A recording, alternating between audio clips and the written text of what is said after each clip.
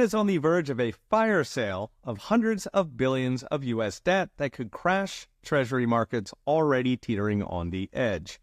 Yet another exciting day for de-dollarization as Japan's collapse sends them scrounging the couch cushions for dollars to pawn.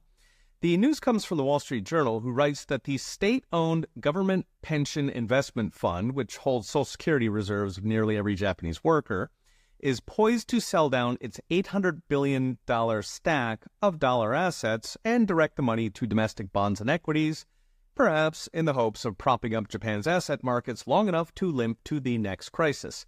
The numbers are big because Japan actually has a Social Security lockbox, unlike in the U.S., where Congress has pissed away every last cent Social Security has ever taken in, replaced by IOUs. Out of that $1.5 trillion in Japan's lockbox, GPIF owns nearly $400 billion in U.S. Treasuries and another $400 billion in overseas equities, stocks, overwhelmingly parked in the S&P 500. So that's $800 billion of dollar-denominated assets potentially on the chopping block. More important, the government pension influences all the other pensions in Japan since it's a quasi-official seal of approval. Those other pensions manage another $1.5 trillion in corporate pensions alone, and a similar allocation would imply yet another $800 billion in U.S. assets, perhaps on the chopping block. The party for de-dollarization does not stop at Japan's pensions. Just 2 weeks ago, Japan's number 5 bank, Norin Chiukin, announced that they'll be selling up to $63 billion in treasuries to plug holes in their balance sheet from unhedged sovereign bond investments. Those are the same investments that crashed a bunch of U.S. banks last year. The even larger Japan Post Bank could face even bigger dollar sell-offs given its get-rich-or-die-trying portfolio, including $200 billion in mainly U.S. bonds and $350 billion in, quote, investment trusts that, once again, are predominantly in U.S. bonds and private equity. Considering that major banks in Japan also tend to mimic each other, there are probably more dollar fire sales on the way.